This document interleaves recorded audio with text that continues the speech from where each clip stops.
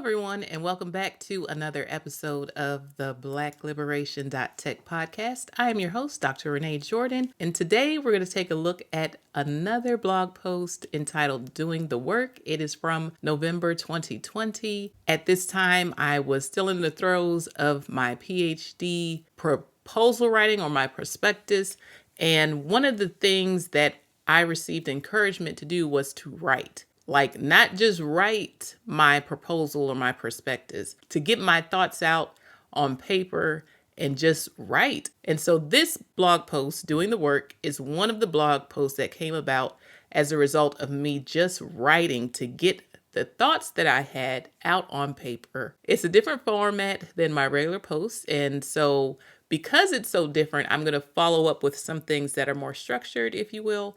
And I'm just going to go ahead and read that to you. So I hope you enjoy it and that you take something away from it. Doing the work. Mother, registered nurse, teacher, unlicensed evangelist, missionary, church mother, church and district hospitality leader, counselor to those in mourning, Sunday school teacher, co-president of new members committee, and gardener. Father, tax law attorney, IRS man, social worker, Wesson oil chemist, Vietnam War veteran, photographer, elder, minister, preacher, Sunday school teacher, co-president of the new members committee, and compass to self-created nature trails.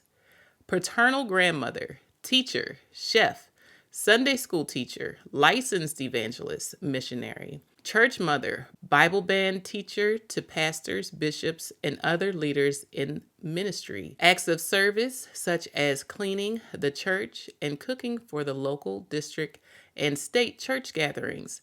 Assistant district missionary and district missionary. And jurisdiction chairman of the Women's Department Advisory Board, chairman of the Women's Department of Finance, chairman of the State Missionary Licensing Board, chairman of the Executive Committee, assistant to the jurisdictional supervisor, and a state convention seminar instructor. Paternal grandfather, fisherman, swineherd, barter and tradesman, church trustee and chairman of the deacon board. Maternal grandmother, librarian, college graduate at the age of 56, guitar player, sister, and collector of sermons on cassette tapes. Maternal grandfather, shipyard worker, construction worker, church trustee, board member, and janitor. The list of those who do the work with and without official documents and titles are innumerable within the span of my lifetime.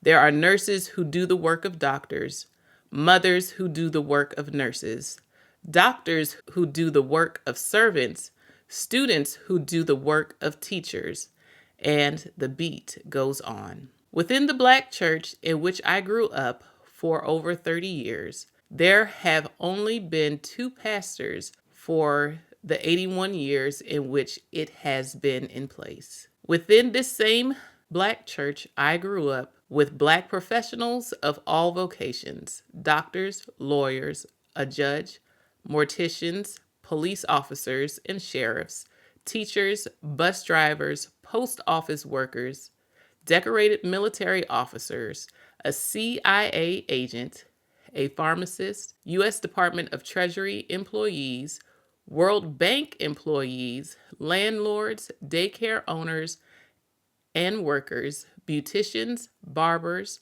a man who went from being a regional leader to the national president of an HMO, millionaire and philanthropist, garbage men, entrepreneurs, a dentist, a surgeon, fashion models, a Broadway actress, recording artists, backup singers, principals, assistant principals, a professor of music, a Stella Award-winning gospel artist, an anesthesiologist, and the beat goes on. Within my Black family and my Black church experience, I have seen and heard of people of all stages and ages in life doing the work, cleaning toilets, work the AV systems, read announcements, play the piano, play the washboard, play the flute, play spoons, testify of miracles, signs, and wonders, play the drums, sing, preach, teach Sunday school, eulogize, shout, dance, pray for healing, lead devotional service, pray for deliverance, teach young people willing workers, minister, evangelize, sweep the floor, church mother without natural children. One deacon moved the refrigerator with a bear hug when a group of younger men essaying to do so failed.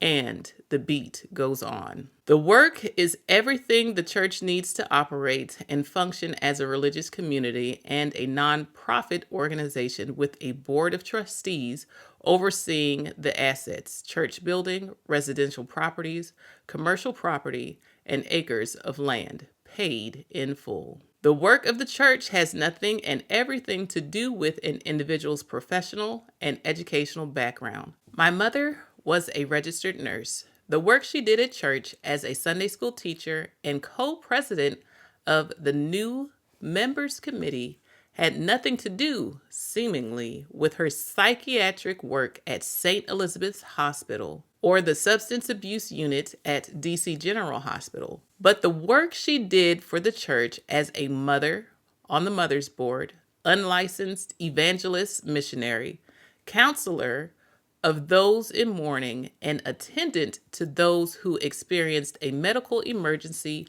during service had everything to do with the sum total of her life experiences. But watch thou in all things, endure afflictions, do the work of an evangelist, make full proof of thy ministry. 2 Timothy 4:5. Some things you learn because you live it. Other things you teach because you do it. Also, in life, it is possible to both learn to teach and teach while learning. The excellence and genius you bring into the earth are because you are beautifully and wonderfully made. I will praise thee, for I am fearfully and wonderfully made. Marvelous are thy works, and that my soul knoweth right well. Psalms 139:14. Thank you to all of those who do the work. I am because we are, and since we are, therefore I am. Mbiti, 1969, page 41. And the beat goes on. The Whisperers, 1979. Once again, I want to thank you for joining me for another episode of the Black-Liberation.Tech podcast. Today, we took a look at a blog post entitled During the Work. And so I want to talk about the concept of doing the work. This episode is very personal. It's about the everyday labor that makes our communities and lives flourish. The unsung heroes who don't always have titles, and how we carry the legacies of those who came before us. Growing up, I was surrounded by people who knew how to get things done.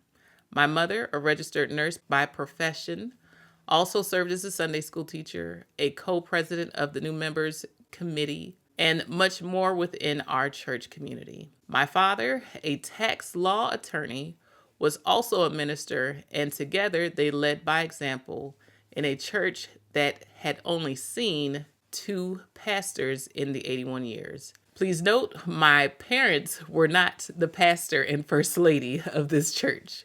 In our church, people didn't wait for permission to serve. They simply did the work. From my paternal grandmother, who served as a Sunday school teacher and a district missionary, to my maternal grandmother, a librarian who pursued a college degree at 56. The idea of service, of contributing to the greater good without expecting recognition, was ingrained in me. And this kind of work, this tireless devotion, is woven into the fabric of our history as Black people.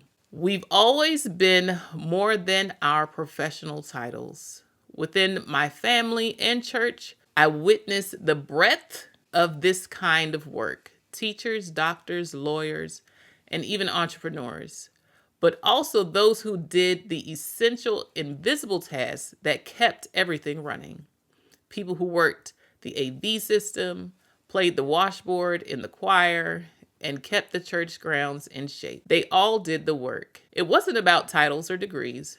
It was about a commitment to service and to community. I want to highlight something from 2 Timothy 4 and 5. This is not a sermon, but I need to cite my references. But watch thou in all things, endure afflictions, do the work of an evangelist, make full proof of thy ministry.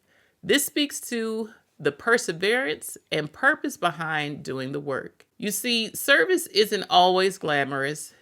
It's not always acknowledged, but the true essence of it lies in the act itself, the willingness to show up, to help, to contribute, no matter the scale of the task. Now, some might ask, what does this have to do with technology and liberation? The answer is simple: everything. The work we do in our communities, whether it's mentoring, teaching, healing, or leading, shapes the spaces we occupy, including the digital ones. As Black people, our ability to create, innovate, and lead in tech comes from the same legacy of perseverance and community-minded work that has been passed down through generations. When I reflect on the phrase, "I am because we are, and since we are, therefore I am," from Mbiti's work, I am reminded that the work we do doesn't just impact us, it impacts the whole, WHOLE.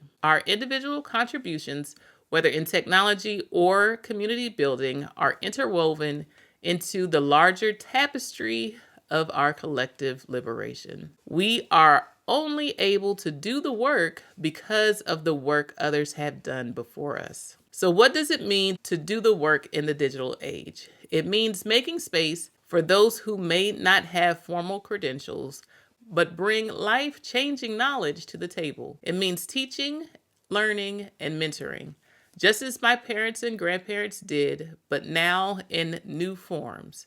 Whether it's creating content, designing resources, or building tech systems that empower our communities, the work is far-reaching.